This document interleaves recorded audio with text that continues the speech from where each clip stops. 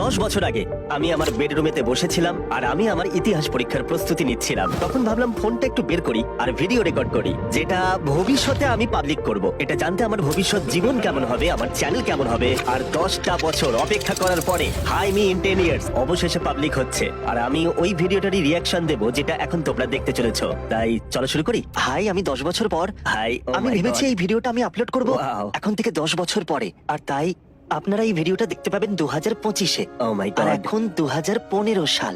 ও এটা তো দারুণ। দেখো আমি কিরকম দেখতেছিলাম তখন, পার্থক্যটা দেখো একবার। আমার তখন কোনো দাড়ি ছিল না, কোনো গোঁফ ছিল না। যদি আমি মরে যাই তো কি হবে? ও তাহলে তো এটা বড়ই অদ্ভুত লাগবে। সৌভাগ্যবশত আমি মনে খুবই ভেবেই তো আমার টয়লেট পেয়ে যাচ্ছে।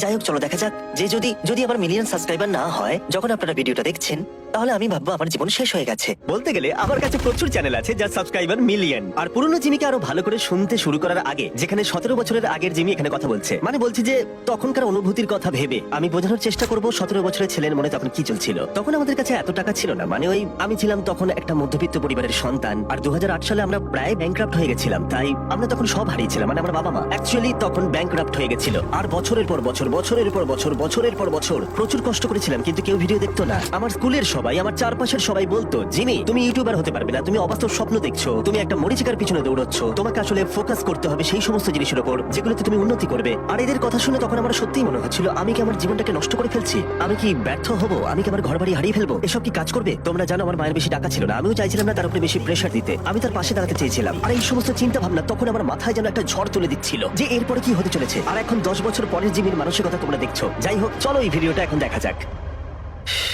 কিন্তু যখন আপনারা দেখবেন আমার হাই স্কুল শেষ হয়ে যাবে, আমি হাই স্কুল পাস করেছি, কলেজ শুরু হবে। টেকনিক্যালি আমি কলেজে গেছিলাম কিন্তু 2 সপ্তাহের জন্য। তারপর বোর লাগছিল খুব, আমি আর যাইনি। ওটা একটা কমিউনিটি কলেজ ছিল, নর্মাল কলেজে আপলোড করতে পারিনি। আর ইউটিউবটাকে একটা জবের মতো করবো আশা করছি। হয়তো হয়তো হয়তো হয়তো আমি শুধু ভাবছি তখনকার জিমি শুধু এটাই ভাবতো যে ইউটিউব তার কাছে একটা শুধু জব হয়ে উঠুক। আর এখন আমি অনেক পরিবারের পাশে দাঁড়াতে পারি, আমার প্রচুর ফুল টাইম এমপ্লয়ি আছে, আমাদের মেন চ্যানেলের ভিডিওর দ্বারা আমরা প্রচুর মানুষের সাহায্য করতে পারি। এটা শুনলে এখন হাসি পাবে যে 10 বছর আগে আমি, যেটা হয়তো খুব বেশি সময় নয়, আমি তখন শুধুমাত্র নিজের ভবিষ্যতের কথাই ভাবতাম। হ্যাঁ, এখন অব্দি ইউটিউব আমার ভালোই লাগছে, আশা করি ভবিষ্যতেও আমার ভালোই লাগবে। আমার মনে হয় না আমি কোনোদিন ইউটিউব ছাড়তে পারবো। বলতে গেলে ইউটিউব এখন আমার শিরায় শিরায় মিশে গেছে। আমি কন্টেন্ট বানাতে ভালোবাসি, আমি গল্প বলতে ভালোবাসি, মানুষের হাসি দেখতে ভালো লাগে, ওদের খুশি দেখে আনন্দ পাই, কারোর জীবন বদলাতে পারলে ভালো লাগে, এগুলো আমার ভালোবাসা। আমি জানি না যদি অনেক সাবস্ক্রাইবার হয়ে যায় তাহলে তো দারুণ ব্যাপার হবে। আমি কথা দিচ্ছি যদি কেউ অতীতে ফিরে যায় আর এই 17 বছরের জিমিকে গিয়ে বলে যে আমার এখন 440 মিলিয়ন সাবস্ক্রাইবার, ও বিশ্বাস করবে না। ও হয়তো হেসেই উড়িয়ে দেবে, তাই না? কারণ তখন আমি ভাবতাম পৃথিবীর সবথেকে বড় ইউটিউব চ্যানেলের সাবস্ক্রাইবার 10 মিলিয়ন হবে। আমার স্পষ্ট মনে আছে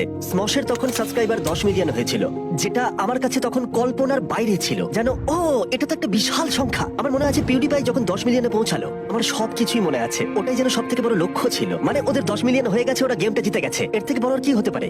আর এখন গোটা বিশ্ব জুড়ে প্রচুর ক্রিয়েটার আছে যাদের সাবস্ক্রাইবার এখন 10 মিলিয়ন। মানে এটা ভাবতে অবাক লাগে যে এই প্ল্যাটফর্ম গত কয়েক বছরে কতটা প্রভাব ফেলেছে। এখন যখন আমি এই ভিডিওটা রেকর্ড করছি আমার 8,000 সাবস্ক্রাইবার আর 1.8 মিলিয়ন ভিউজ আছে। Wow, শুধু একবার দেখো। আর পুরোনো চ্যানেলের লোগোটাও দেখো। আমি ওই টাইগারটাকে মিস করছি, একটাই সমস্যা, এটা আমার হাই স্কুল ম্যাসকটের মতো দেখতে। সত্যি বলতে এই কারণেই আমাকে লোগোটাকে চেঞ্জ করতে হয়েছে। আর তখন আমার চ্যানেলের সর্বমোট ভিউ ছিল মাত্র 18,30,831টা।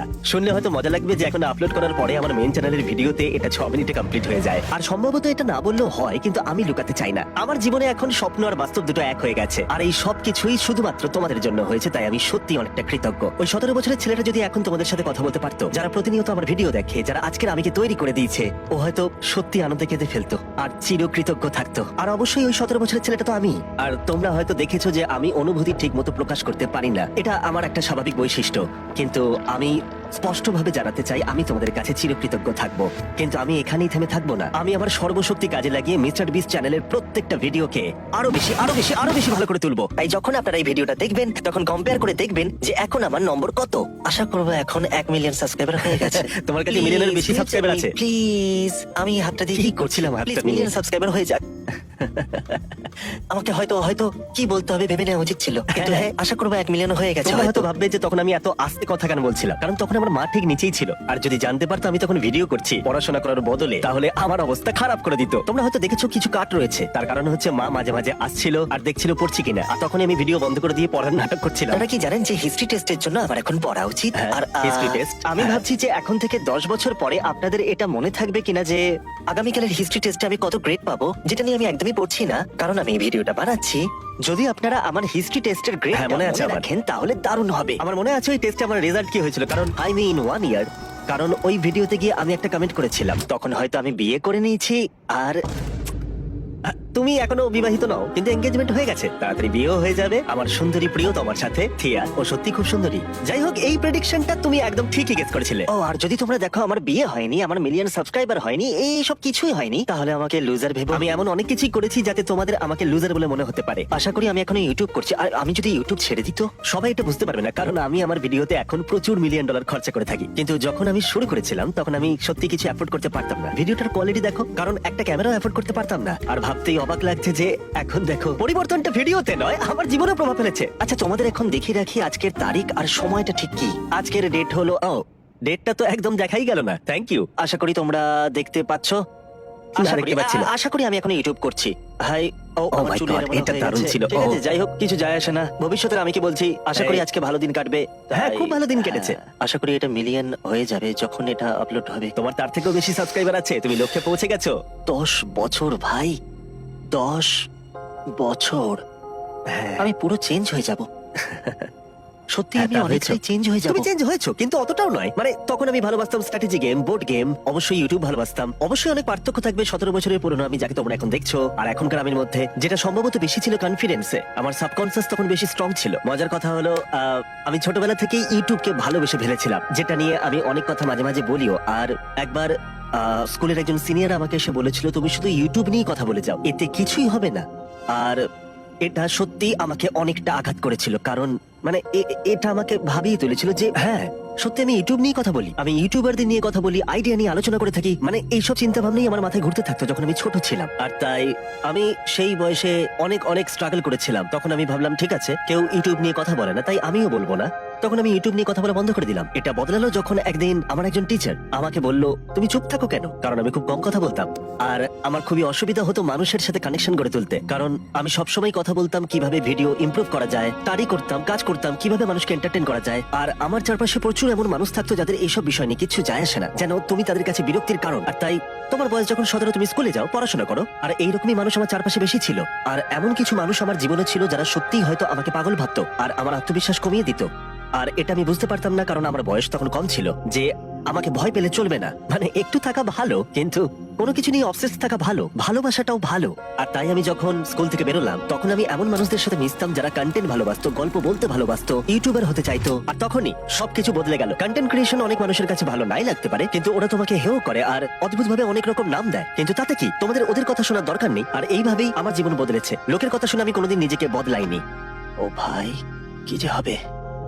যাই হোক, তোমরা কি জানো আমি কি লক্ষ্য করলাম? ওই জলের জারটাকে যে কোনো কারণেই হোক, আমার দারুণ লাগতো জল খেতে। তাই 1 গ্যালন জল আমি সব জায়গায় নিয়ে যেতাম, আর গোটা দিন জুড়ে আমি প্রায় 1 গ্যালন জলও খেয়ে নিতাম। তোমরা হয়তো এটা জানো না, আমার শরীরে ক্রোনস ডিজিজ আছে, যেটা মাঝে মাঝে আমাকে অসুবিধার মধ্যে ফেলে, অনেকটা ক্লান্ত করে দেয়। তোমরা হয়তো মাঝে মাঝে দেখো আমাকে ভিডিওতে, আমার এনার্জি কমে যায়। মাঝে মাঝে কেউ কেউ আমাকে বলে তোমার উদ্যম কম লাগছে। এইগুলো যখন হয় তখন সাধারণত আমার ক্রোনস আমাকে অ্যাটাক করে।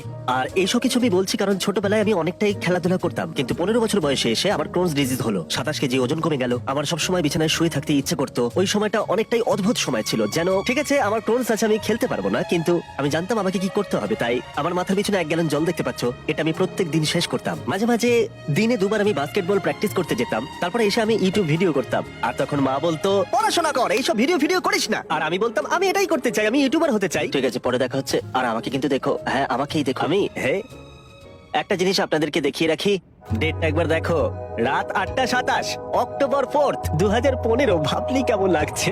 ঠিক যেন মনে হচ্ছে গতকালের কথা, আবার যেন মনে হচ্ছে 10,000 বছর আগের কথা। এটা দেখলেই কেমন একটা অনুভূতি হচ্ছে। টেবিলটা দেখলে তোমরা বুঝতে পারবে এটা খুবই সস্তা টেবিল ছিল, কারণ এটাই আমি কিনতে পেরেছিলাম। একটা সস্তা মনিটর কিনেছিলাম বেস্ট বাই থেকে। মাথায় অনেক স্মৃতি ভেসে আসছে। আজকের ডেট হচ্ছে অক্টোবরের 4 সত্যি তারিখ। কত স্মৃতি। হ্যাঁ, যেমনটা আমি বললাম, আজকে অক্টোবরের 4 তারিখ। ও, একটা অদ্ভুত এন্ডিং, খুব ভালো। ঠিক আছে, তখন আমি জানতাম না কি করে একটা ভিডিও শেষ করতে হয়। যাই হোক, একটা কথা বলার ছিল, একটা সত্যি কথা বলছি, ইউটিউবার হওয়ার পর থেকে অনেকটা সময় জুড়ে আমি নিজেই মাঝে মাঝে আমার অতীত জীবনের কথাটা ভুলে যেতাম। আমি সত্যিই ভুলে যেতাম যখন আমার বয়স ছিল 11, 12, 13, 14, 15 বছর, 16 বছর। বছরের পর বছর ধরে আমি প্রচুর ভিডিও বানিয়েছি, চ্যানেলের জন্য প্রচুর ঘন্টা কাজ করেছি, তাও কেউ ভিডিও দেখতো না, আমরা কিছু অ্যাফোর্ড করতে পারতাম না। আর এটা একটা লড়াই ছিল, সত্যি এটা একটা বড় লড়াই ছিল। আমি আমার কম বয়সী জিমিকে নিয়ে খুবই গর্বিত, কারণ ও কখনো হাল ছাড়েনি। আমার কাজ নিয়ে জেদ অনেকটাই বেশি, এমনকি আজকের দিনে এসেও এখনো কেউ আমার ভিডিও না দেখলেও আমি বানিয়ে যাব। আমি ইউটিউবার হওয়ার সিদ্ধান্ত নিয়েছিলাম, আর সেটা মৃত্যু পর্যন্ত। আমার জীবনে শুধু দুটো দিকই ছিল, হয় আমি ইউটিউবার হব, না হলে আমি মরে যাব।